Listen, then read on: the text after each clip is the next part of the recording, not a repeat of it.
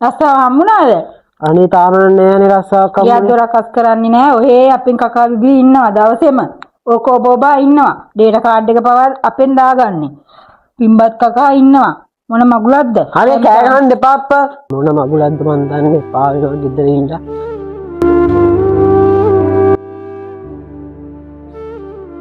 අද මහන්සි ක්‍රිකට් ගහලා.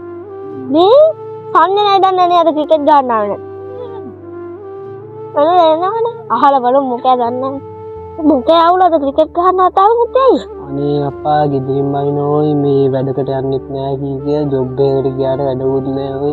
ඒ කියන්නේ ජොබ් වලට ගියාට ඉතින් මාව ගන්න නෑ ඉතින් හරියම ජොබ් එක. මේ අපේ අයියා වැඩ පොලකට දාලා දුන්නා හරිද? මේ ගමේ අඳුරට කෙනෙක් දාලා දුන්නේ. ඔවත් එතන ගිහලා බලන්න ඕන. මට එයාගේ නම්බරයක් දෙන්න පුළුවන්ද? අහලා බලන්න. මං ආවනම් තිබ්බ නම්බරේ මන් දෙන්න. මොකද්ද දන්නේ නෑ නේ සාමාන්‍යයෙන් මේක. ඕන වැඩක් තියෙයි. එහෙනම් මං අහලා බලන්නම්. එයාගේ නම්බර දිනවද නේද? හා ගහගන්නවා. කියනවා. 077යි. 42 52යි. 42යි 52යි 317. 317. ඔහෙනම් ඒකට කෝල් එකක් කරලා බලන්න. එයා මොනවද දන්නේ නේද ඕනේ? CV එකක් ඕන. CV එකක් නම හදන්න දන්නේ නැහැ. ඒකට ඔයාගේ ඉස්කෝලේ කරපු දේවලුයි මේ ඔයාගේ ඩෙන්ටි ඒ විස්තර ටික දාලා ආවම හරි. ඒකට හරිද? ඒකට මම එහෙනම් අහලා බලන්නම් එයාගේ.